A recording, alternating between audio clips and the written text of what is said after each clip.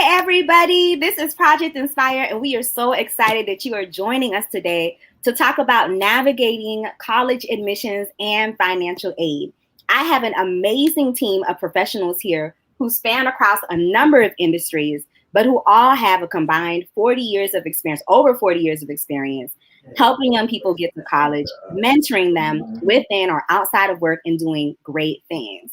So this is facilitated by Project Inspire. We are a nonprofit organization, and we're committed to helping young people to grow personally, educationally, and professionally through using the arts as a gateway to achievement. Without further ado, we're going to go ahead and get started with the first person who's going to be on our panel, Timothy Hill. We're going to have Timothy Hill, Braylon Smith, Kristen Crockett, Shawnee Williams all speak individually, and then at the end of our panel, we'll do a Q&A where you can submit your questions via comments, and I will ask those questions to the panel. So if you have any questions that come up throughout this presentation, feel free to go ahead and put them in the comment section. So I'm about to tell you about Timothy Hill. So Timothy Hill is a dual master's alumnus of the University of Central Florida, where he studied public administration and criminal justice. At the end of his senior year, Timothy was able to achieve over $40,000 in scholarship funding and had the highest amount of scholarships of any student in his high school class. Tim was also able to obtain an additional $10,000 throughout his tenure at the University of Central Florida. Currently, Timothy serves as a board member for Project Inspire and is a legislative assistant to the Florida State Senator Shevrin Jones. He is going to be talking about scholarships, how to seek support for the college process, and more. Without further ado, I welcome you to Timothy Hill. Thank you, Daphne, for that great introduction. And hello, everyone. Thank you for joining tonight's meeting. Definitely looking forward to sharing some positive information with you all in regards to college admissions and financial aid. So some of the things I'll be talking about and my portion of this evening really addresses student concerns when it comes to applying to college and navigating financial aid. So some of the things I will be talking about nervousness when leaving home or going off to school, how to seek support for the college process, figuring out what it is that you want to do with your major. So let's jump right in. The first thing I want to share is that everyone's situation is different, and you have to choose an option when it comes to school that's best for you. So definitely when it comes to choosing what university or what school you want to go to, you have a couple options. And the first option is you can either stay home, going to a local institution. You can attend an in-state or a university within your area or what state you're in. You can go out of state, or you can choose to go out of the country. Of course, each option is definitely a price when it comes to school, and school is not cheap. So the first option, staying home, there's definitely some benefits, some pros and cons with that. So you can definitely not pay for campus housing if you choose to stay at home, whether you are living with your parents or if there's a community college that is close to you. It's okay to go to community college. I felt like when I was going through school, it was frowned upon, but definitely it's an option for you. It's the least expensive option, staying home and going to a local institution. Definitely you can remain closer to family, still complete courses, and maybe even work too as you manage your time. And you won't even have to pay for laundry or food if your parents cook for you. I know that's definitely something that I wish I benefited from if I had the option to stay home when I was in school. The second option is attending a in-state university or going away from home. This is something that is the traditional method when it comes to students going off to college. So definitely, this is something that saves costs rather than going out of state. You have that freedom of getting away from your parents and that opportunity to make new friends, go to other places, see new cities. Of course, finding housing is definitely something that is vital because you have to have shelter and you have to have some place to stay. You maybe even consider having a roommate to offset those costs when it comes to housing. Even at your university, how are you going to eat? Will you have a meal plan? Are you going to cook all your food? And of course, when you're at a university and you're staying on campus, you may have to pay for laundry as well. So definitely factoring those costs when it comes to thinking about in-state universities. But ultimately, You get to become immersed in campus life when you go out of your home city and you attend a university within your state. The last option is going out of state. Definitely, that's an opportunity to experience somewhere away from your home state. And a lot of students choose to go out of state for specific programs that they may not find within state, or simply to just be further away from their family, whether they're going to a public institution or a private institution. It's one of the more expensive options rather than staying in state. And the last option is to go out of the country. The most expensive option, you have to probably have a very specific program or doing something very prestigious. Even if you have aspirations to go out of the country, maybe even consider a study abroad program if you do an in-state institution. And there are tons of scholarship opportunities with that as well. With study abroad opportunities, especially with this COVID era that we're in, a lot of universities are starting to open these programs back up, either for the summer or fall semesters. So definitely that is something to consider. How do you manage your time when you are applying to universities? So deadlines are super, super important. Set aside a time to apply for school and set a goal that you can complete all of your college applications by. So when I was applying for school, I set a goal for myself to complete all of my college applications by the time winter break came around. I wanted to make sure that I had enough time to make decisions and I get all of my college acceptances in early, so that way I can have options when it came to applying for school. If you are considering leaving for home, don't be nervous. You are embarking on a new journey, a new chapter in your life, and you'll be making so many new connections at your university. Like I mentioned before, choose the best option for you, whether you decide to stay home or go away for school.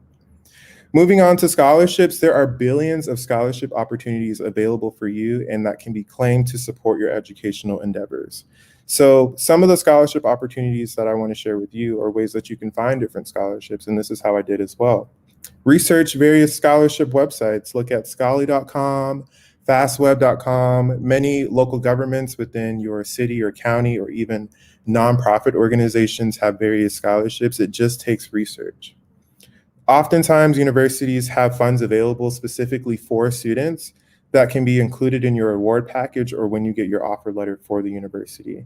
So definitely universities have their own scholarships that they give outside of ones that you can find your own. So that's more money there. Fill out your FAFSA each year and do it early. Definitely understand the deadlines for FAFSA. There's a federal deadline, but there's also a university deadline that you may meet. And most universities don't tell you this, but the earlier you fill out your FAFSA, the more opportunity you have to gain more money, because universities often give priority funding to students who fill out their FAFSA early, and they have scholarships for specific groups. Whether you are a first generation student, a minority student, you have a certain GPA, community service hours, or maybe your parent even attended the university that you're going to, and they may have a scholarship for that. There's also alumni scholarships, and alumni groups raise and fundraise money for students to attend universities as well. For those that are in high school, I definitely recommend talking to your college advisor. They are super knowledgeable about scholarships in your area, and also when it comes to information in regards to applying for scholarships in college. So set aside time. If you're in high school, I recommend about 2 to 3 hours a day, but also choosing a schedule that works for you. Oftentimes, I know if you are a super involved student, you're either doing extracurriculars or involved in leadership within your high school. So definitely, I recommend 2 to 3 hours, but choose a schedule that works for you. So if you are someone who does not have that support system, or this may be your first time even thinking about going to college, or you're a first generation student, I want you to pay attention to this part of my presentation. So I was someone who did not have that. I had mentors who I had to go to in order to find out information about college, because I was the first person in my family to go to school. So something I learned is that there's always someone who's willing to help you. You just have to ask questions. So talk to mentors, talk to people that you look up to, talk to someone that you even know went to college, a teacher. They can help you study for admissions tests, but also it's most important that you talk to your college advisor. It's important so that way you understand what it is that you are embarking on this new journey. and as you embark on this college admissions process. When it comes to your major, definitely think about all the things that you're interested in. Think about the things that you are even doing now. If you are involved in leadership in your school, if you're in student government, maybe even thinking about majoring in political science. If you are someone who is a part of the biology club, maybe join something about being a doctor or maybe even studying biology. If your passion is music, study music. Definitely follow your passions, because at the end of the day, you want to choose a major that is right for you and that you know you will succeed. Overall, much success to you all in your journeys, whether you're in high school or starting out in college soon. Definitely, I am a resource if you need, and I hope that this information today was important for your future. Thank you so much, Tim, for sharing all those wonderful tips. One of the things that I heard you say was make sure that students set aside 2 to 3 hours a day to do some of those things for college, whether it's applying to college or scholarships. So thank you so much for all that information. My question to you, before we move on to the next speaker, is what's one resource that you think is really important for this group, everybody who's watching, to be aware of when it comes to college or financial aid? Yeah, I would say, just echoing the fact again, use your college advisor. Most high schools have them. They are a huge resource when it comes to scholarships, when it comes to applying for college, especially for someone. If I had to place my shoes back when I was in high school, I wish that I used more of that resource. So definitely use them and lean onto your support system, lean onto your mentors, lean onto the people that you look up to. There's always someone who is willing to help you. All you have to do is ask. Thank you so much. Thank you so much, Tim. We appreciate that. So I'm going to go ahead and bring the next speaker up to the stage, and we will be hearing from Ms. Shawnee Williams next. So I'll tell you a little bit about her. Shawnee Williams serves as an academic and career advisor with nearly a decade of experience advising and mentoring youth, ranging from K through 12 to the collegiate level. Shawnee was drawn to her profession and Project Inspire by her positive experiences and support she received as a first-generation college student. She has held numerous positions in both private and public university career centers, where she has provided one-on-one advising, course planning, resume, and cover letter critiques and job internship search strategy workshops with students, organizations, and alumni. So Shawnee is going to be talking to us about what to do to make sure you're successful when you're applying to college, as well as how to navigate academic success and career preparation while in college so that you can make sure that you have a job when you get out. So without further ado, I introduce you to Ms. Shawnee Williams. Hey, Shawnee, you're on mute. Sorry. This is like the go-to of virtual. But thank you so much, Daphne, for sharing that information. I'm excited to be speaking with you all today and sharing this knowledge that I have with you. The first thing that I wanted to talk about a little bit was what to do to make sure you're successful in applying to college. Timothy spoke a little bit about some of the things, especially knowing your options, knowing the different colleges that are out there, knowing the different resources that are available to you. So when you begin to search colleges, you want to explore in-state versus out-of-state. You may also want to explore the different types of institutions, colleges that may offer 2-year programs versus a university. Those are all things that you can explore. Also, trade schools. Also consider public or private school. I attended a small private school, and I wasn't fully aware of the cost of attending that institution until I acquired those student loans later on. So that's something that you want to consider if you know that your family may not be able to support you in the way that you need to be supported, or just can't help you financially. Thinking through the different options for how you can pay for college, or thinking of more cost-efficient options as well. So again, you want to consider the price, the location, what types of organizations or support resources may be available on campus for students. One of the things that my school offered was a program for first-year students to go through a leadership retreat before school started. So that was something that was appealing to me, and I ended up participating in that program a week before the semester started.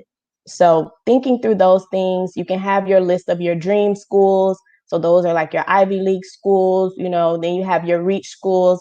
Those are more attainable colleges and universities that you'll be able to attend.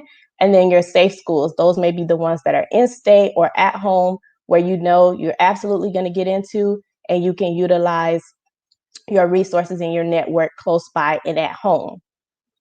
Also consider what majors or the interest areas that you may have and what school may have to offer for you. So if you're into auxiliary, does the school have a school dance team? Does the school have a band? Does the school have a football team? My school didn't have a football team, but I wasn't big on sports, so it didn't bother me that they didn't have a football team. But I know that that's something that students may look for when they're attending college. And if I were to break it down by what you all should focus on by the different grade levels. So with ninth graders, you want to make sure that you're focusing on your grades, keeping your GPA at a reasonable GPA. Think about those summer opportunities as well. So internships or different volunteer experiences that you can gain over the summer to place on your resume. In your sophomore year, you can begin exploring. So what are attending those college fairs, looking at those different institutions that may interest you. 11th grade year is where you really begin to start doing some of that work. So your personal statement, you can attend college fairs, whether that's virtual or in person. Begin working on your SAT and ACT and create your college list. What are some of those schools that you're interested in attending? And then by 12th grade year, as Timothy mentioned, you have to be organized. Organization is going to be key. You narrow your list down. If you have to retake any of the SAT or ACT prep courses or retake the exams, this is the time to do so. Apply to colleges, complete your FAFSA, submit your transcripts, and check your email. Many of the universities will be communicating with you via email, so be sure to check your email.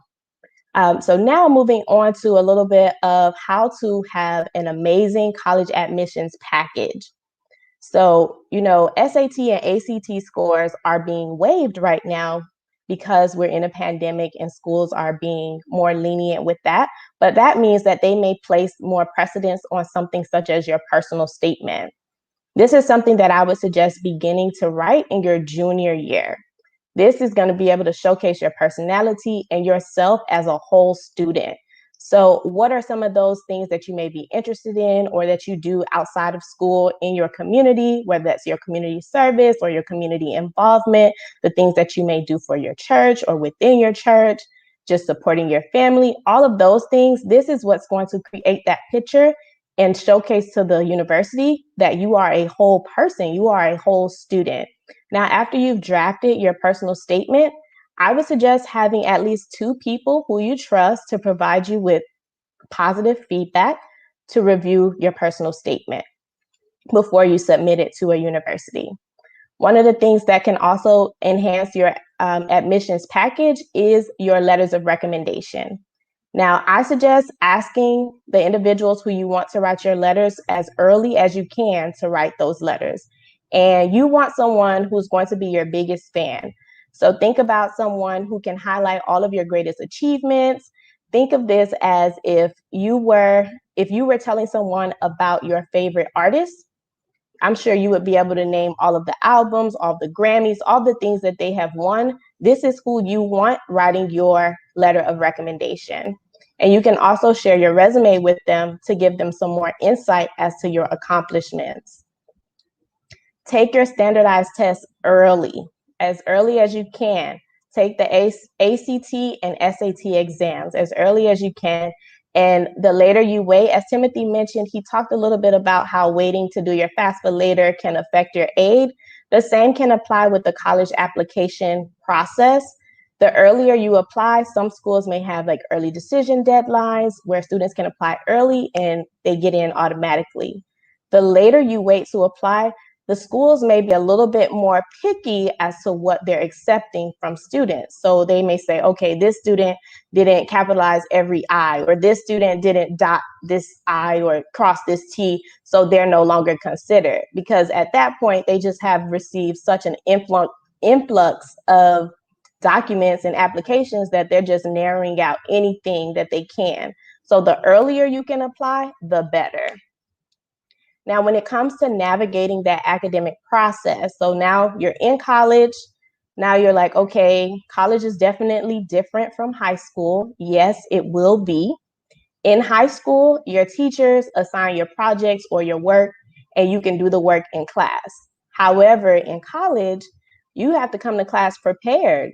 The professor may have assigned some readings for the night before, and by the time you arrive in class, they're ready to discuss. So it's going to require you to do some of that work on your own to be organized and preparing for your classes each day. The same in high school, your parents and your teachers are your advocates. However, in college, you are your advocate. You are the one who's going to speak up for yourself. The professors may not know what's going on until you share it with them. This is something that you can share while attending their office hours. I encourage you to utilize the resources that are available to you at your university or your college because you pay for it, whether that's going to the gym, going to the health center, utilizing counseling services, utilizing the career center, utilizing the tutoring services that may be available, as well as visiting the study abroad office. Now, Career Center and Study Abroad, I really want to hone in on those two. Study abroad can give you opportunity or experience that you may not have had before to visit another country. And don't say, oh, I don't have the money to do that. There are resources available to you. You can go talk to the Study Abroad advisor and learn more about how you can get abroad for a more cost-efficient rate. The same with the Career Center. The individuals in the Career Center are there to support you. They're professionals. They review your resumes, your cover letters. They provide internship preparation. They can do all of these things for you. And these resources are ranged maybe from $500 to $1,000 for someone to review your resume. And these individuals are here to do it for you. So this is definitely something I suggest. You're paying for it as a part of your tuition. Be sure to utilize the resources. And the last thing that I want to leave you with is that the individuals at your school or at your university want to see you succeed, and they are there to help you. But they cannot do that without knowing that you need help. So speak up, ask for help when you need it. You cannot do this alone, but we're rooting for you. Wow, Shani, that was good information. My goodness. Shani, you touched on what students should do every single year they're in high school. And I think that's amazing because even for me, I didn't know what to do about college until I was recruited to a college program between junior and senior year. Mm-hmm. So I didn't know. But for that breakdown that you did, if anybody is watching this now, I hope you took notes. Please catch the replay if you missed it. But Shani said 9th grade, 10th grade, 11th grade, 12th grade, when you're in college, these are the things that you need to do. Shani, what is one resource that you think is helpful for people who are watching this for them to know about? Mm-hmm. So there's a website called Link Forward. So linkforward.org. And this website outlines different career plans you can explore. You can explore different colleges. You can explore resources for applying to college as well as scholarship opportunities. So that's a resource that I would share, linkforward.org. Oh, .org. Got it. Yes. I've never heard of that research before, so I got to take a little edit. Linkforward.org. Yeah, I've actually never heard of that resource before. So thank you so much for sharing that. No problem. It's linkforward.org. Thank you so much. So now I'm going to go ahead and bring to the stage Braylon Smith, and I'll tell you a little bit about him. So Braylon Smith is, he's a social entrepreneur, educator, and writer. He is very dedicated to developing youth. In August 2019, he founded the Bridge Project, which aims to empower and develop young men of color. He is a director of high school placement and alumni programs at Higher Achievement. Braylon is also proud to serve as board member of Project Inspire that provides professional development and workshops to college students. Braylon grew up in Youngstown, Ohio, proud graduate of North Carolina Central University, while at NCCU, he completed a master's degree in public administration, a Bachelor of Arts degree in education, cum laude, and a nonprofit management certificate from Duke University. Woo. Braylon has a passion to inspire and help others, develop leaders, empower young men of color, and serve the greater good. Without further ado, I introduce to you Braylon Smith. Good evening, everyone. Thank you for having me tonight. Happy to be representing Project Inspire tonight. I'm just going to share a little bit about myself and then hopefully share some best practices with students and families that are in the midst of high school right now. If you're 9th through 12th grade, hopefully what I share tonight is helpful to you. Originally from Youngstown, Ohio, as Daphne stated, grew up in a single parent household with a lot of doses of family to support me throughout my time growing up. So I definitely enjoyed every bit of my family growing up. But I want to tell you a little bit about Youngstown. It's a town in Northeast Ohio, similar to the area LeBron James is from, Akron, Ohio, about 45 minutes down the road.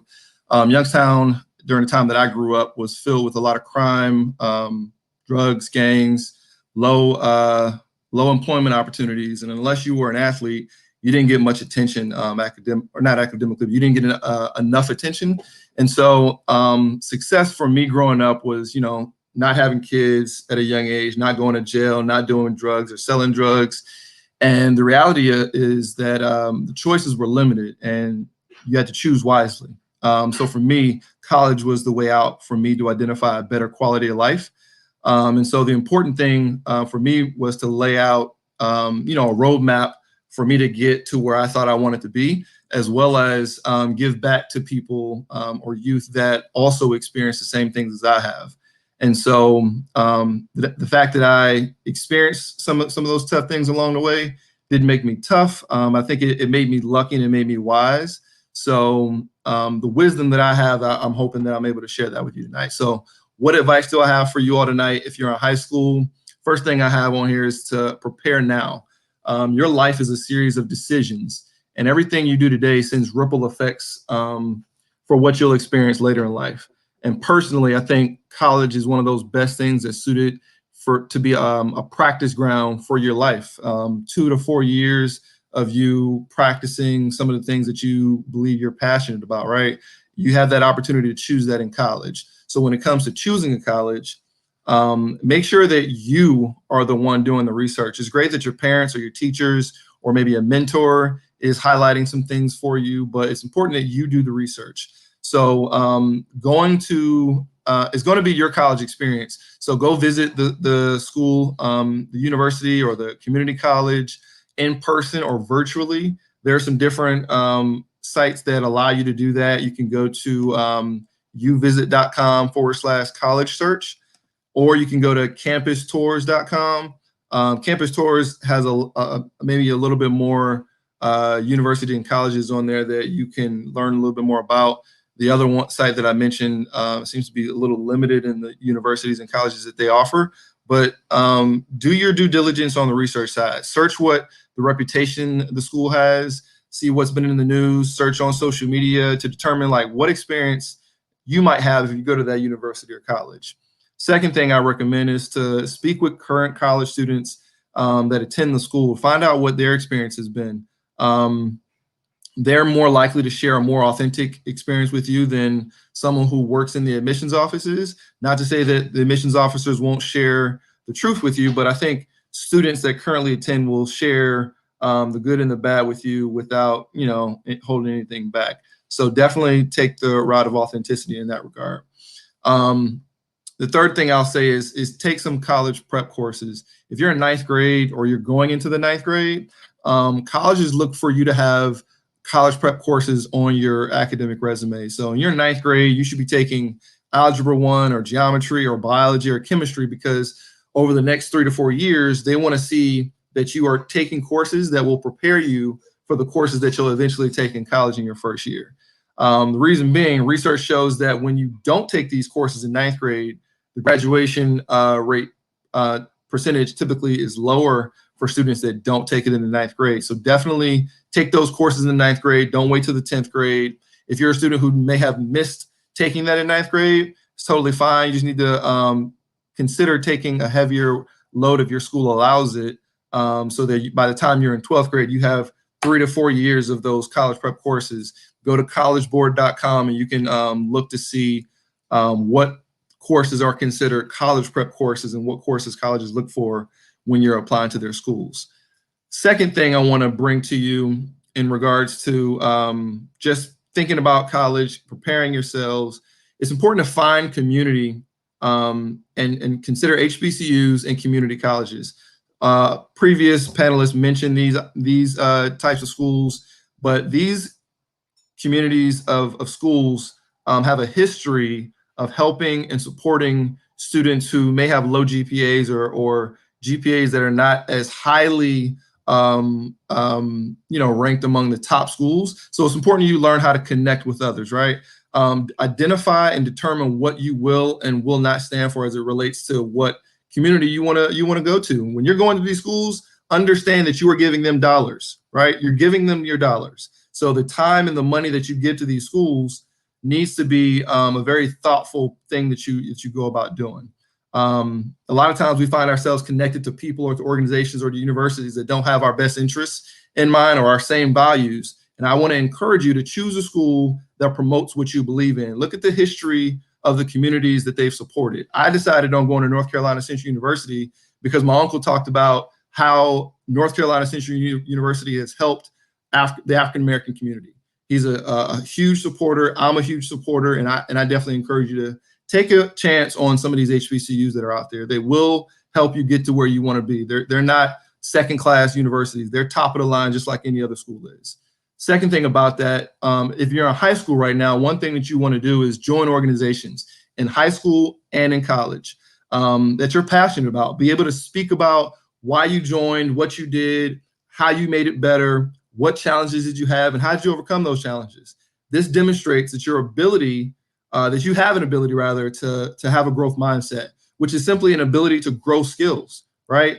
No one person has one set of skills that can't be grown over a course of time if you put some time and effort into it. The last thing I want to share is specifically for those students who may identify as, who may identify as first generation college students. If you're a parent, you've done right if you're here tonight. If you're searching for the information, right? You're here tonight, you're searching for the information, you've done right. You've done right if your student is here tonight. You've done right if you share this information with your student. You've done right if you're looking for opportunities after college, right? Settle in that and continue to encourage your student to search for those opportunities after college. They need that level of support and encouragement from you. The next phase of your support, though, while they're in college, is going to have to be encouraging them to make decisions for their lives, right? They have to make the decisions for their lives. If you can, consider taking the weight of responsibility off of them during their time in college, but still hold them accountable for the decisions that they make. If after graduating in this climate, right, if you're a graduate of last year, this year's class, this right now is prime time for you to practice that independence, right? In the middle of a pandemic, if you can't make it in the midst of a pandemic, I don't know, because it was a lot easier before this, right? If you're a student, I'm gonna just say 3 quick things. Handle your business in school, and then be sure to go right back to the community that you came from or community that you live in and support those who need to see you as a beacon of hope and light, all right? There are gonna be a number of people that that may be missing that hope or be missing that light, and seeing you might ignite something in them that says, you know what, if they did it, so can I, all right? Second thing I'll say to students is pursue scholarships every single year of high school. It doesn't matter if you're a 9th grader or a 10th grader. If it says 12th grade, so what, go ahead and apply. Let them be the ones to tell you no. You might mess around and get a scholarship and they'll say, we'll hold it for you for the next 3 years if your GPA is strong, right? Let them be the ones to tell you no. The final thing I'll tell the students is when you get to college, and I know a lot of college professors, shout out to Dr. Shelly Henderson, Dr. AJ Donaldson, Dr. Brian Robinson. These are some people that I've talked to in the past that have told me about their experience working with students. One key thing, and this is very, very simple, is read your syllabus. Read your syllabus. That's going to be the blueprint to what you're going to experience in those classes, right? If you take time to read the syllabus, it's going to tell you that you're going to read this chapter and you're going to be expected to do X, Y, and Z. If you take time to do that, you're setting yourself up for success. So take the leg up when it's there for you. Reach out to those who are willing to support you. I'm one of those people. I'm happy to support. If you reach out to Project Inspire, want to connect with me, I'm happy to talk with you. Students or parents, if you're interested, I'm happy to support. But that's all I have for you all tonight. I hope what I've shared has been helpful. Daphne, I'll kick it back to you. Thank you so much, Braylon. That was some good information. You were giving some wisdom, not only for parents, but for students and for current college students as well, who need some extra advice on how to do well. One of the things that I love that you shared about with the parents is that, hey, parents, you're doing right. If you're on here, you're trying to figure out the information. I've heard from a number of parents who said, I didn't go to college, or I went to college, but maybe they felt like they didn't do well, or they don't really understand the college admissions process. But if you just try to connect your students to some resources, when you hear about resources that are available, some of the most resourceful people I know may not have gone to college and are helping their students to get scholarships and go to college. So my mom is one of those people. She sacrificed and asked a number of different questions when I was getting into college. You see, y'all see? Okay. So Braylon, I know you shared a number of different resources. What is one resource that you think is super important for those who are viewing to know about? I'll share one resource and one piece of information. So one piece of information is around, you hear a lot of statistics around the success rates of first generation college students. That doesn't matter. That's what happened in the past, and that does not dictate the success you as a first generation college student will have. Find community, search for the resources. Shawnee mentioned, and Timothy might have mentioned, people are willing to help you. You have to be willing to go out and ask for it. Knock and you shall receive. The one resource that I'll share is the Thurgood Marshall College Fund. There are a number of corporate partnerships that the Thurgood Marshall College Fund has that a lot of times goes on. There are scholarships that don't get applied for simply because students don't want to write essays. Just start writing essays randomly through your 9th and 10th grade year. Save it on a Google Doc, and when that time comes, if you find a scholarship that kind of matches what you're about to apply for, take some of that language, copy paste, and make sure that it's applicable to the scholarships that you're applying for. But there are a number of different scholarships that are out there on that website that could benefit a lot of students and families. Thank you so much. I think I got a scholarship from the Thurgood Marshall Fund, but I didn't know that was still around. So thank you for saying that. All right, I'm the last thing. You can on-campus scholarships. I did a lot of alumni work when I was in undergrad. I volunteered. I actually wrote a letter to an alumni member one year just to, say thank you for giving me a I don't know if it was a scholarship at that time, maybe it was a grant. But if you plug yourself into the campus, opportunities will flow to you, but you have to be willing to give your time and effort to it. Otherwise, you're just there, right? You can't just be there. You have to join something. So you're saying you got scholarships while you were at college? While I was in college, every year, I had people advocating for me. I advocated for myself. I went into offices and told people, "Hey, look, I'm $2,000 short. What can we do? where are some extra funds?" And believe me, universities and colleges have those extra funds. It's about you going to find them, building relationships with people, and not just using people, but actually building relationships with people and finding out where those dollars are. Thank you so much for that. I didn't know until a few years ago when one of our scholarship recipients was getting a lot of scholarships at school that you could get scholarships while you're at college. So thank you for highlighting that point. So thank you again, Braylon. I am now going to bring to the stage our last speaker, Miss Kristen Crockett. Hold on, please. Here we go. So here is Kristen. Kristen Crockett is the founder and CEO of the Crockett Collective, a leadership and personal development company that focuses on leadership, mindfulness, emotional intelligence, and personal transformation. Kristen enables people and teams to enhance their self-awareness, develop essential skills, and release the moments and experiences that are blocking them from breakthroughs in their career, life, or relationships. Kristen is an expert at helping people manage emotions, navigate change in the workplace, and embrace different styles of leadership, behaviors, and communication styles.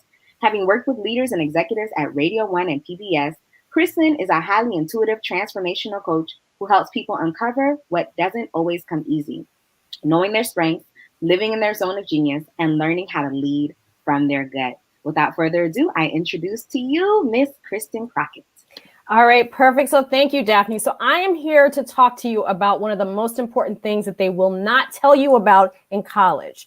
You will get to you'll get to the workforce, and then you'll run into people like me that are helping you with mindset. But I want to give you things that are going to take you like 20 steps ahead from everyone else. Okay.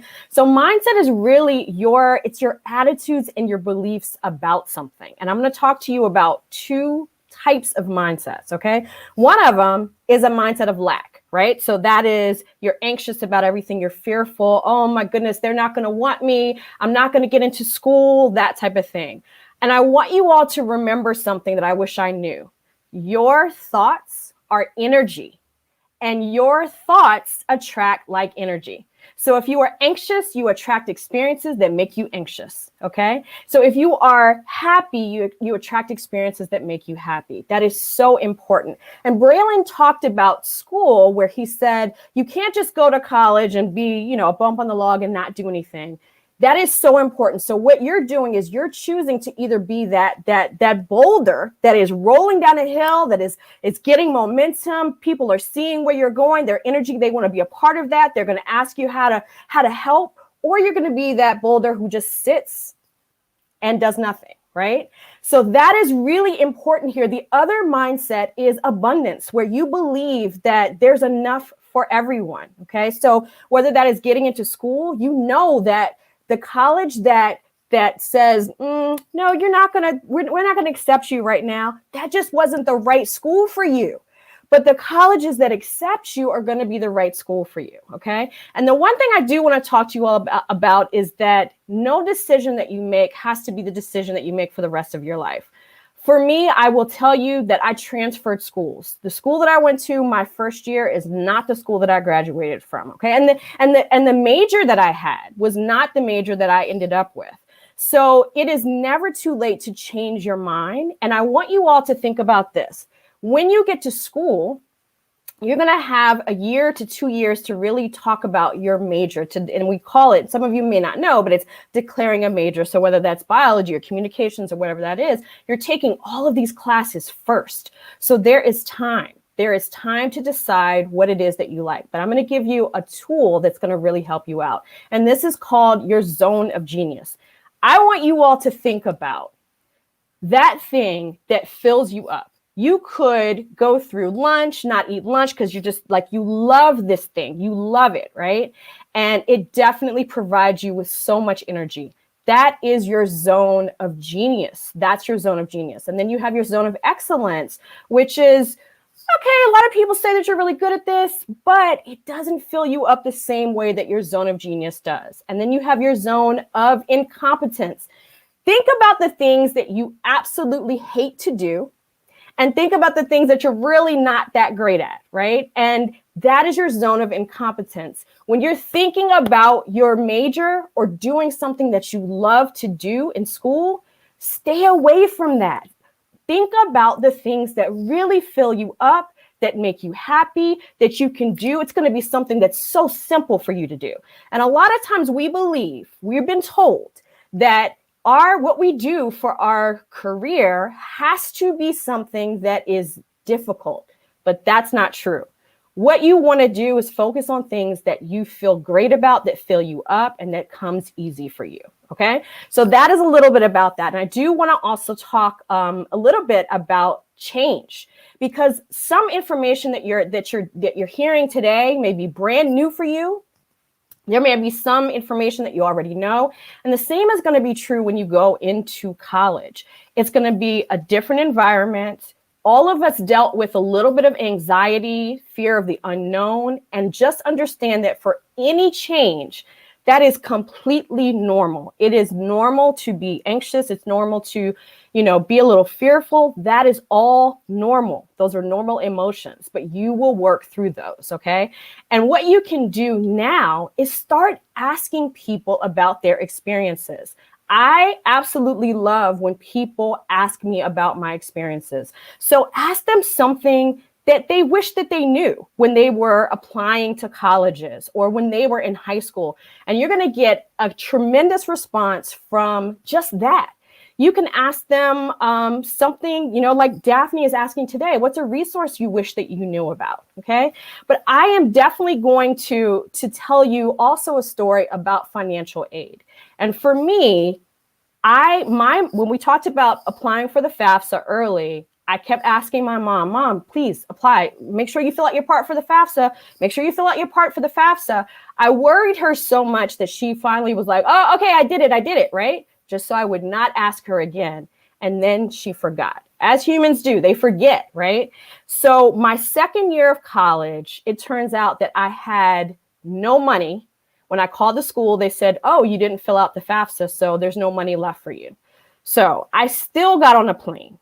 I still went to school. I went and made an appointment with my school, walked into the office and said, listen, here's my situation. I want to be here. And this is what's happened to me. So they ended up giving me even more money than I had before. So that's something that's really important, is that it's difficult as high school students to ask for help, but that is the difference between making it and succeeding in college and not. I never wanted to ask anyone for help, but in college, people are there to help you. But I always say a closed mouth does not get fed. Okay. And so the other thing too for professors is, and my husband is a professor at Del State University. He absolutely loves it when students come to office hours. When you go to office hours, that is when you get to know your professors. They get to know you and they want to help you. And they want to help you succeed. So your grades are going to improve. They're going to know you. And people that know you are more likely to help you succeed. So that's really important for you to know and to definitely ask for help. So with that, I want to say definitely you all are welcome to reach out to ask me any questions. I am definitely available for that. And let's see, anything else? First generation students, I'm going to tell you a story about a friend of mine who went to college and had no idea that he had to pay for anything. He had no idea that he had no idea that he was supposed to bring things to furnish his dorm room. So he had to run out and use a credit card. He had to apply for a credit card and get a credit card to furnish his room. So I say that to say that there are things that you may not know about that other people take for granted for knowing. So ask questions, ask people about their experiences, and remember the school for you. There is a school for you. There's so many colleges and universities out there. It's okay to be afraid. You're going to work through that. You're going to want to create a network of people around you that support you, that love you, and that are going to be there when times get rough. And you can say, oh, I can't believe this is happening. They're going to be there to talk to you. Okay. And so for parents and mentors, please make sure that during this time that you are encouraging students as much as possible. They definitely need that. So with that, thank you all so much.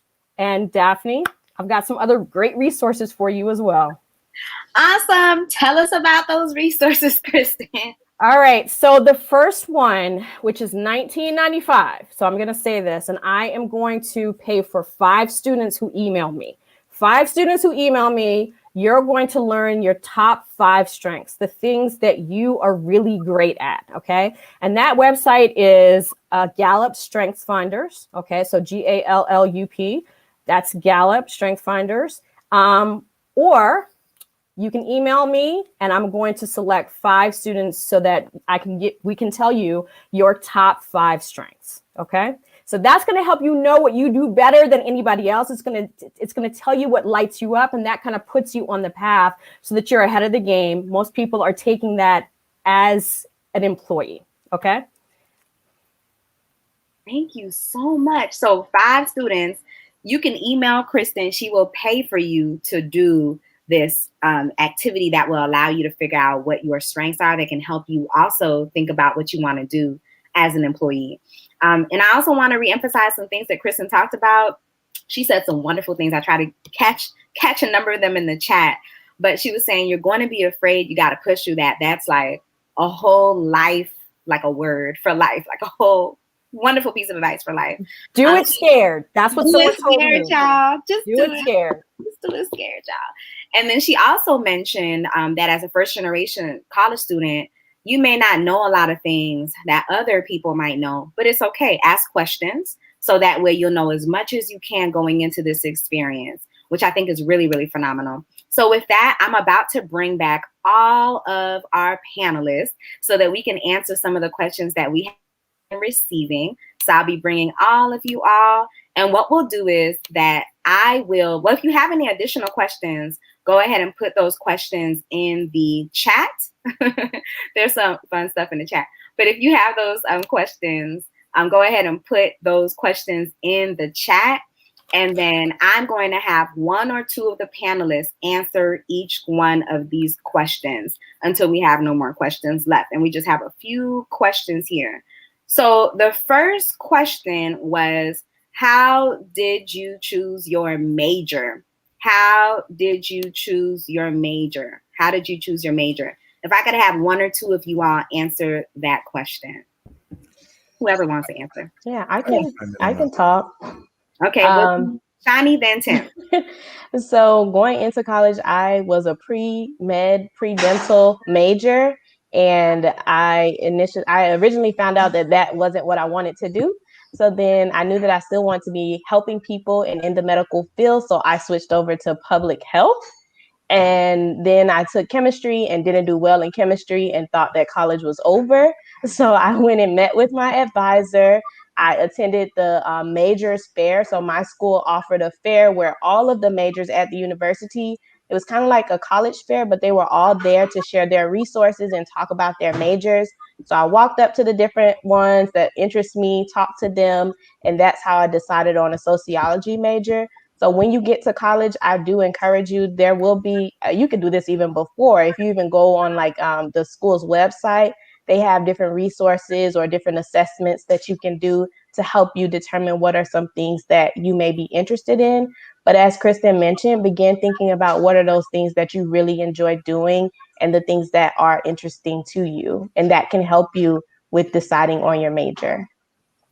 Okay, thank you so much. And Tim, what were you going to add to that? For sure. And Shani, thank you for those points. I have to echo what Braylon said.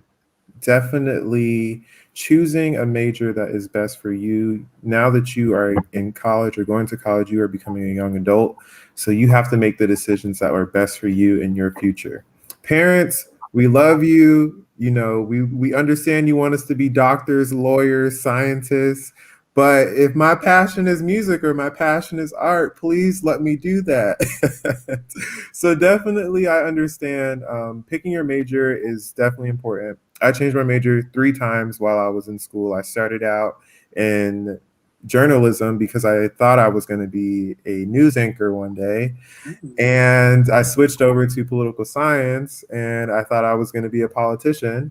But that I eventually ended up in public administration, where a lot of my passions are at the local level, definitely influencing change within the community. So public administration was the right fit for me. So definitely understand where your passions lie and choose a major from there. Awesome.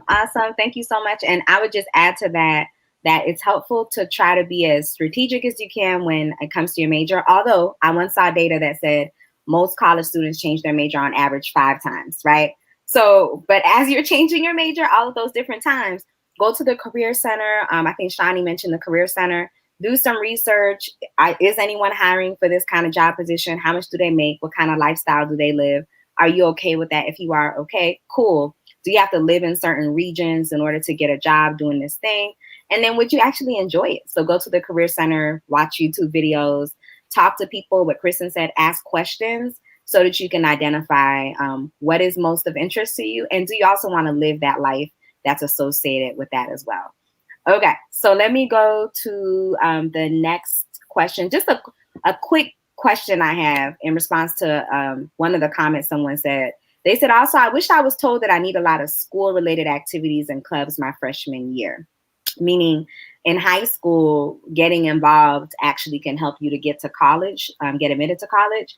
Can anyone on the panel add like any thoughts on why is that important for students to have extracurricular activities towards college admissions? Kristen's going to answer. I can answer that because colleges and universities want a whole person.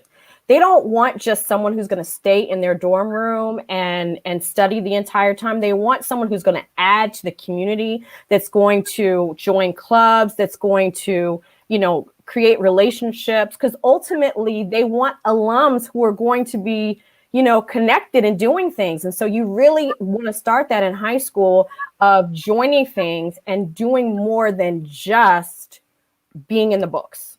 It's more to life than that. And colleges and universities, especially now with health and wellness, that's really important for them. Thank you so much, Kristen. I'm going to go to the next question here. And I think this is to something that Shani mentioned. I know, Braylon, you also work a lot with young people middle school, high school. You've worked with them as well. Timothy, I know you're also passionate about applying to scholarships as early as you can. So whichever one of you wants to answer these questions, one or two of you, are there scholarship opportunities for 8th graders? Will they hold it for 4 years, or am I too young to start applying to these scholarships? There are scholarships, but not specifically for college. And there may be some that are for 8th graders, but I know I'm in Alexandria, Virginia, and I know that there are scholarships that 8th graders could apply to for high school. So it's all about, again, searching for it. If I did a quick Google search right now, I'm sure I could find something. Actually, the Alexandria Scholarship Fund is one of those programs that helps high school students with scholarships. And there may be some that you can apply to as 8th graders that will help you while you're in high school. But again, it's all about searching. Thank you. Anybody else want to add anything? Okay, so I think if you do what Timothy said 2 to 3 hours per day.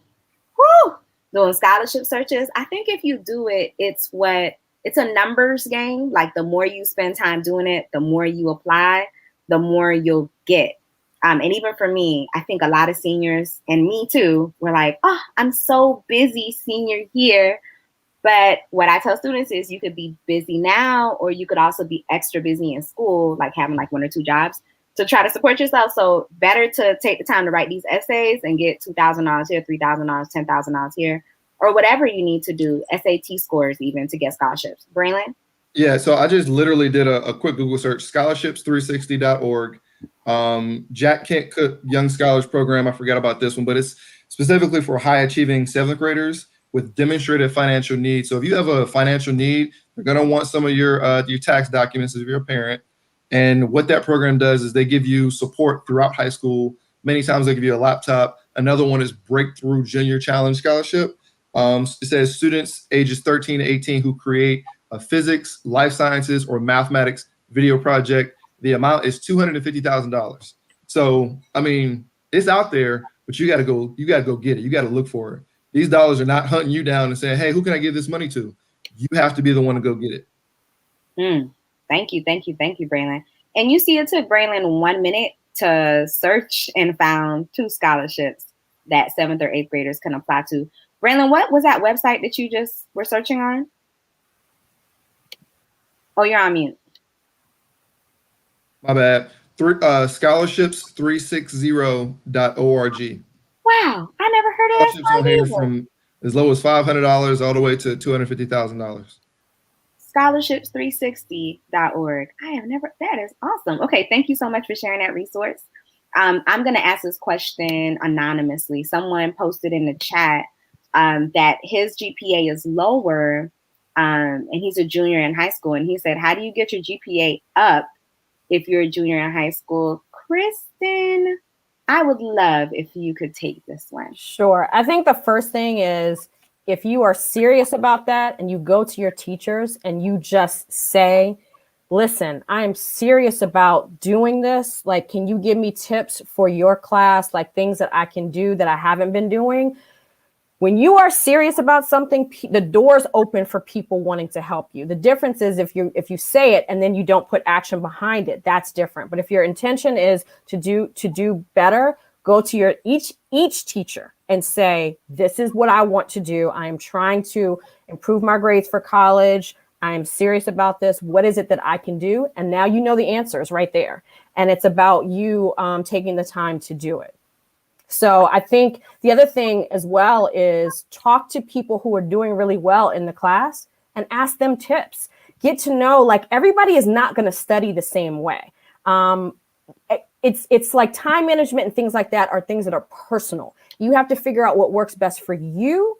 And you do that by asking different people what they do, how they study. I use note cards. I pulled out note cards, and that's what worked for me. For other people, it might be something different, but find out different techniques so that you can try different things to see what works best for you. Thank you so much. I appreciate that. I was talking to a gentleman. He's actually a Black male scientist, which a lot of people haven't met, right? But he's actually working on a cure for cancer and making progress, and is young, is in his 30s. But so he mentioned that at one point he was not doing well in school. He was basically following other people, trying to be cool, trying to fit in, felt awesome for him. And his mom said, after she got the grade, she was like, you can either do better in school or you can have a hard life, is basically what your choices are, which is something that really hit him in a big way, that his mom said that. So he decided to make it kind of a game to try to do better than everybody else. He became super competitive. His anatomy class, mind you, he's a scientist now, was one of those classes where he was challenging himself to do better than everybody else. And he did, and he is now a scientist. So I say that to say, I wanted Kristen to talk about it because Kristen is a mindset master. Like, she understands that a lot of things that we do, if we make a decision to change and we think about abundance, when she was talking about abundance versus lack, you can actually shift things. So that young man decided to shift things, and now he's amazing. And you can too. Whoever had that comment, you can definitely shift things as well. And I think the other thing too, I would say, is also thinking about what's been holding you back. Like, you have to think about that. Like, why have you not been doing better in class? And really be honest about it. Is it that you don't know the material? Is it that you're not paying attention? Is it that you're not studying? Is it that it's difficult for you? Think about all of those things and really be honest with yourself as to what is it that's been preventing you from excelling.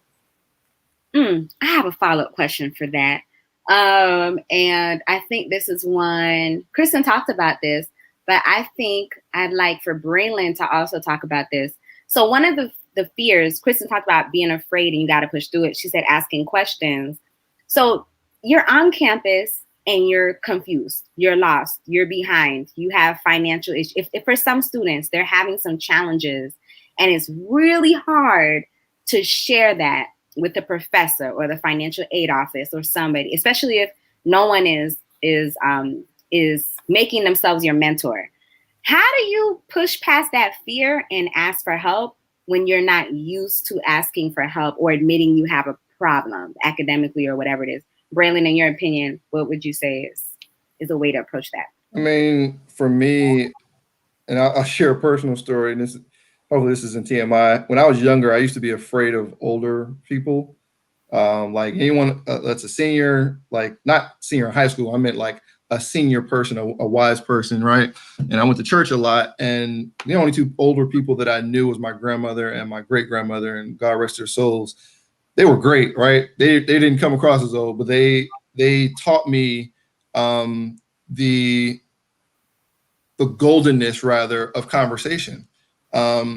You learn more through conversations with people than you would, I think, reading a book, because a lot of people have different life experiences that take you down different paths. And so the fear of talking to someone to get to something that you want is just a hurdle that you have to face immediately. Like, you have to be willing to face those fears. I think there's a post, like Will Smith talks about, success is on the other side of your fear, right? He talked about jumping out of a plane and having that experience, and it was invigorating for him, right? For us, or for you all, going to college and having to ask someone for money is actually a skill, right? People have full-time jobs asking individuals, corporations, institutions for major dollars to do the things they want to do. I'm in the midst of that with the Bridge Project. And literally it's a private organization that wants to help young men of color. That's totally different from what a lot of people think it should be. They're thinking, oh, it should be a nonprofit so I can give my dollars and have a tax write-off. No, we're private because we want to do good, and we also want to make revenue. There's nothing wrong with that. It's about you going and being fearless in your ask. And you may come across a few no's. That's okay. those no's are just stepping stones for you to get to where that person or the organization is going to give you those dollars. So it's about you stepping on those stones, right? You have to step on the stones to get to where you want to go. Or you can choose to stand in that same spot and not get what you want. It's about whether or not you actually want what you say you want. Ooh, thank you, Braylon. Okay, let me ask this next question about how many times can you change your major? Is there a limit? As many times as you have dollars to do so. Tell me what you mean by that, Braylon. What do you mean by that? I changed my major from my time I was a freshman to the end of my sophomore year. I went in to be a music industry major, changed that to, it ended up being a music education.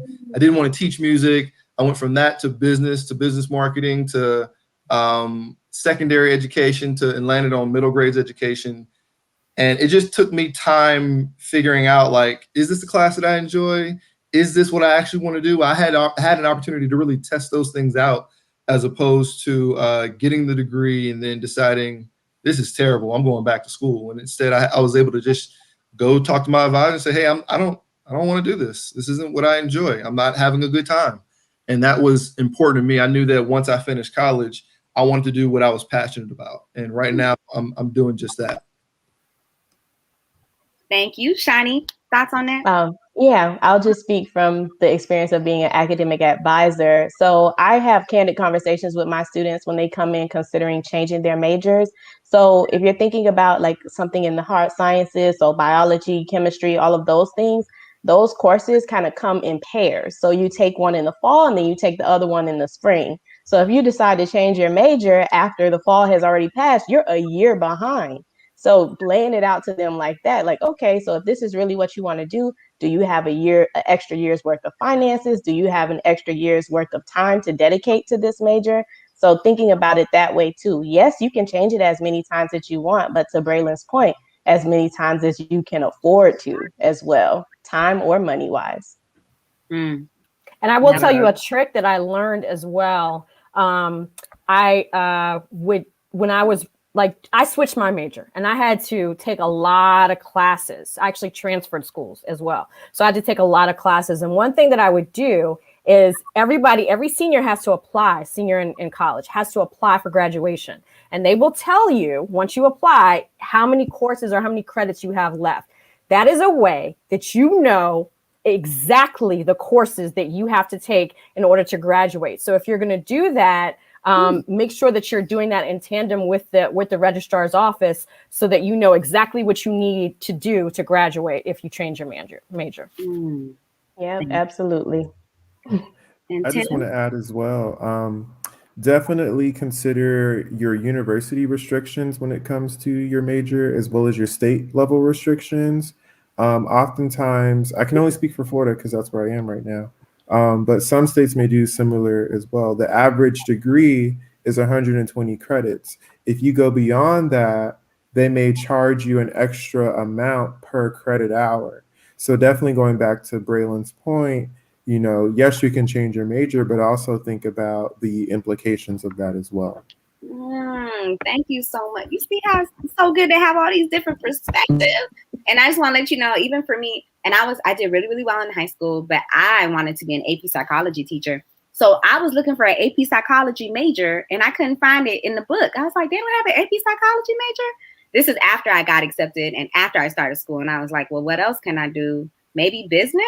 So then I was a business major. And then I was like, I don't think I like this as much. So then I became a public relations major. So I also changed my major. And one of the best things that one of my mentors did when I was in undergrad at UF, he said, I want you to go around to 3 or 4 professionals who are staff here and ask them what they majored in and figure out what they do now.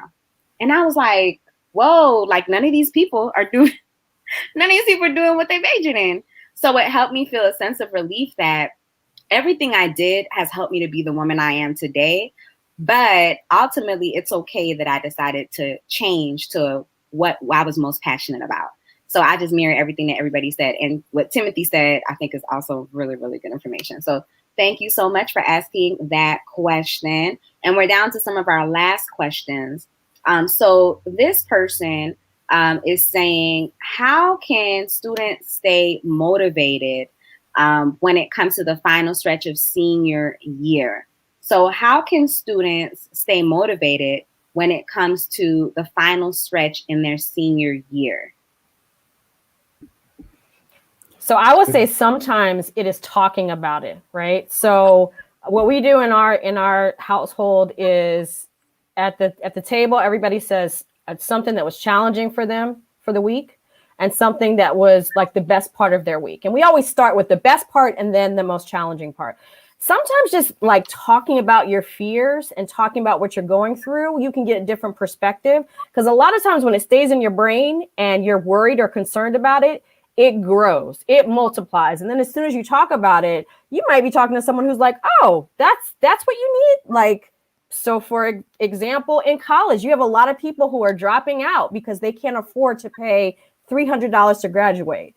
Sometimes the schools will just waive that fee, but you have to ask. So it's just talking about it. I think that's one tip is making sure that you have friends that you also are having fun. What are you doing in this time of coronavirus? Like, what are you doing to have fun? You have to laugh. You got to take time off and absolutely laugh. So those are two things. Anybody else want to jump in with some other ideas as well?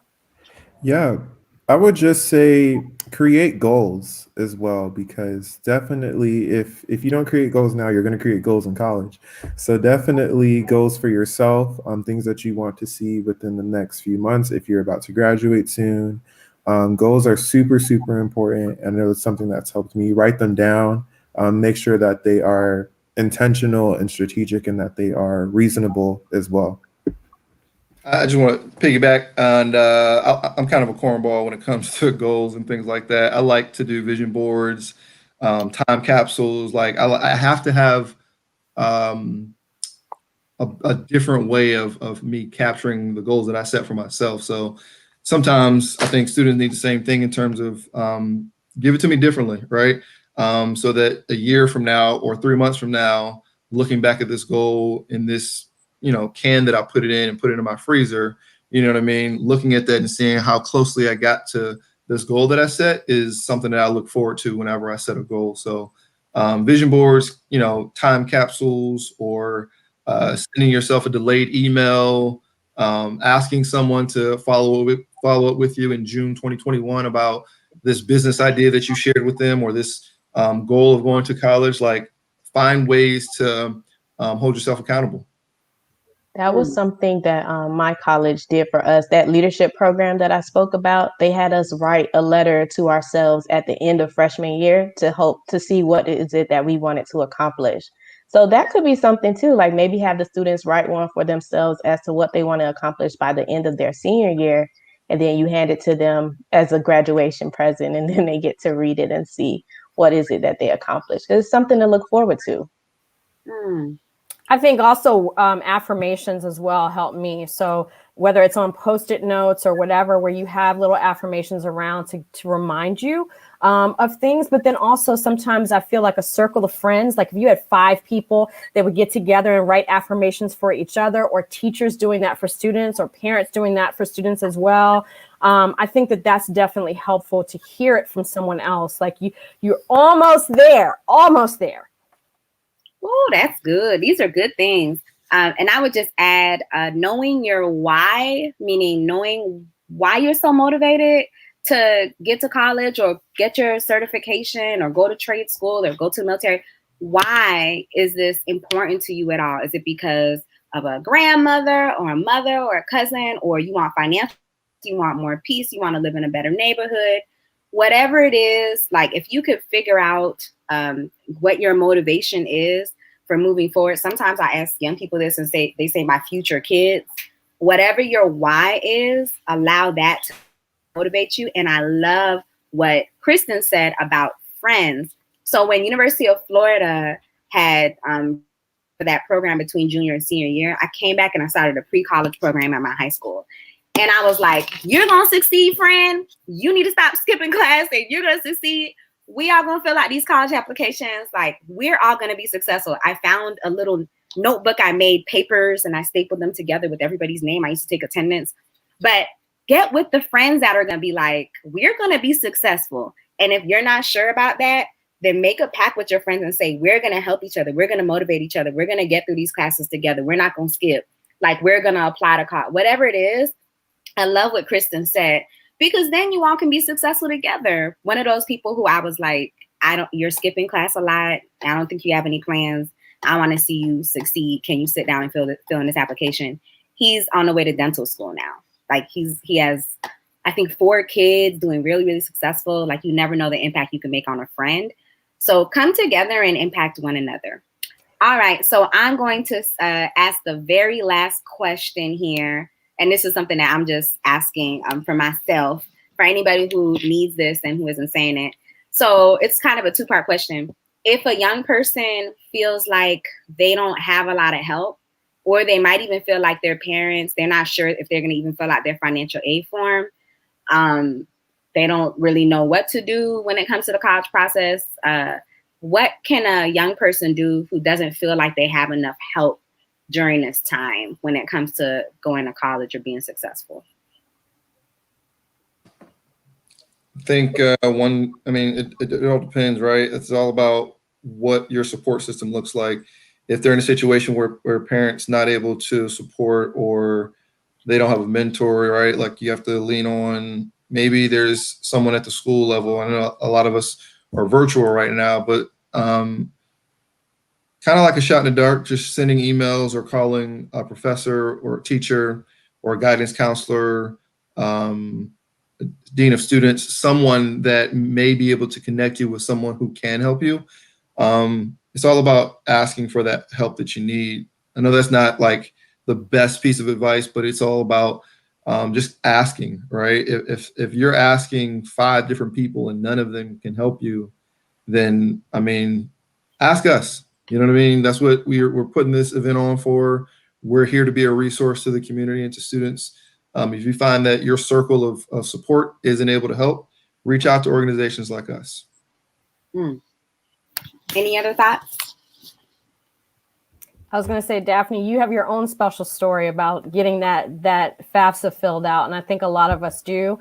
And I think that it can feel lonely, but now you all have Google.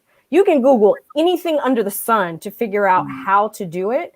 And I will say also, LinkedIn, which I'm going to tell you all as seniors, you should definitely jump on as seniors, and maybe even before that if you want to, because LinkedIn allows you to create a profile where you have access to everybody in the world with a job who went to a school. You have access to all of them. You can see what jobs they went through. You can see, all of these different things where we didn't necessarily have access to that. You all do with the touch of a button. You can see who works there, and you can ask any of us for our resources, because it's about, like, honestly, the most uncomfortable thing is asking for help. But the best thing you will ever do for any situation is to ask for help, because we all know somebody who knows somebody who knows somebody who can help you figure it out. That's good. You see all the head nods? Okay. Timothy, did you want to add something? Yeah, I just want to say a couple tips as well. When it comes to applying to college, universities, they put on the application, if you have questions, call or email this number. And they have a person dedicated to do those things or to answer those questions. With FAFSA, this is just based off of my own experiences, but you only need one parent on the form. So if there is this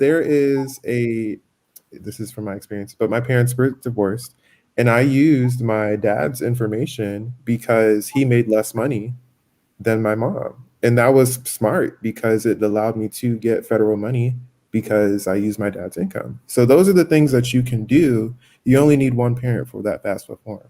So yeah, just sharing that as a resource. Most people don't know that. Now, is that if you are divorced, or is that in general, Timothy? In general. Okay. Yeah. If there's one parent that makes less money, feel free to use that lesser parent. Okay. And everything we say, please double check this information. But I think Kristen actually was the person who helped me to realize that students who have, no matter what your situation is, you've had homelessness, you have different things going on in your family, you got financial issues. use that, what Timothy said. If there's a place where it says you have additional comments or questions, use it.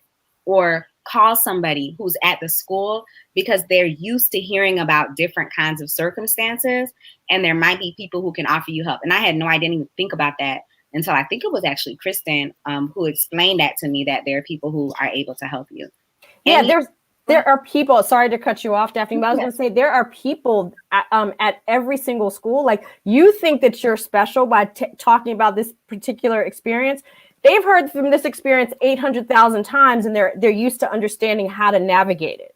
So, yeah. And I had no idea about that. Anybody else on the panel, any other comments before we wrap up? I would say one thing that I would definitely tell you when you're talking about financial aid, I want you to make sure that you're thinking about loans are important. I had loans, like sometimes, loans are, it's money that you have to pay back, but you want to make sure that it's not $700,000 in loans when you're only going to be making $30,000 or $40,000 when you come out. I want you to make sure that it makes sense for you, that you don't turn into somebody who is spending the rest of your life and not able to pay off these loans, but that it's a gap to get you to the next step. So really focus on the free money, the grant money that comes free from your schools when you fill out the FAFSA, and the scholarship money. That's what you want to focus on. And your loan should be that little stopgap that can help you. Don't be afraid to take them out, but just don't finance your entire education just on loans alone. Yep. And if you choose to go to community college, like what Timothy was talking about, know that you could come out making, depending on what your major is, right? Go to community college, transfer to university, graduate. You could be a nurse, just like you would if you would have went to a 4-year college or university straight and become a nurse. And I know some students that I feel like they don't go to college at all because they don't want to go to the community college, where you're missing out, because great people graduate from community colleges as well and make loads of money. And at one community college graduation, I went to Miami-Dade College. They were giving out tens of thousands, hundreds of thousands of dollars in scholarships after graduation. We didn't have that at my graduation at the undergraduate institution I went to. So some community colleges have even more support. So remember all of those things. And UVA, and there are other programs across the country, but UVA, for example, has a program specifically with community colleges where you go there for a certain amount of years and you can apply to transfer to UVA. But the less money you owe when you get out of college, the more it frees you up to do whatever it is that you want and to change your mind if you want to do something else. It's so true. And what Kristen said, there's so much to talk about when it comes to college prep, but there are community colleges that have those relationships, a number of them now. I think it was like a new thing years ago, but if you go to a certain school, it's almost guaranteed you can get into a university that's local with certain community colleges. So definitely research that as well. Florida has it. If anyone is in Florida, they do have that where you can partner with the community college, attend school there, and then transfer to one of the state universities. And you can get an ID. You can get a counselor that's at that university while you're at the community college. You're basically the university student and community college student at the same time. Love it. Way cheaper. Yeah. Okay. Yeah. So, I appreciate everybody who was watching today. We really, really appreciate you. Braylon had to jump off, but we thank you so much for everything that you all have asked, just being attentive, asking the hard questions, even for yourself, students, about where you are and where you want to be. And remember, the people who are on this panel said you can reach out to them. Kristen said she's paying for 5 people to do the Gallup Strengths Finder. So do it. Take us up on this offer to help, because a lot of people think no one wants to help, but we want to help. And again, just to recap who we are, we're Project Inspire. It's a nonprofit that was founded long ago in 2003, but we have awarded $39,450 to 42 students. Our scholarship is now closed, but in the past, we awarded those scholarships to students who went to college, and we're now supporting students who are in college with professional development around finances, investing, getting a job, all kinds of things, academics, mental health, while they're in college until our last recipient graduates in 2023. So I love this board of directors. I'm grateful, panelists, for everything that you've contributed to the call today. And after this live is finished, you can find a replay of the live if you're watching on the YouTube channel. After the live is finished, the replay will be up as well. So feel free to check out the replay as well. Any closing thoughts? Anybody want to say thank you on the panel? We're good. Thank you, everyone. Thank you. And Kristen at KristenCrockett.com. Take her. 5 people. All right. Oh, and Brandon. Yeah, I'm here. I just wanted to say thank you all for joining tonight. I really enjoyed sharing, and definitely feel free to connect with all of us. My email is braylonsmith@gmail.com, BREYLONSMITH@gmail.com. You can find the Bridge Project DMV on IG. Yeah. Oh, Project Inspire You on IG as well. Please make sure that you support. Thank you. And we're on Twitter, Project Inspire You. Hey. All right. Bye, everybody. Bye.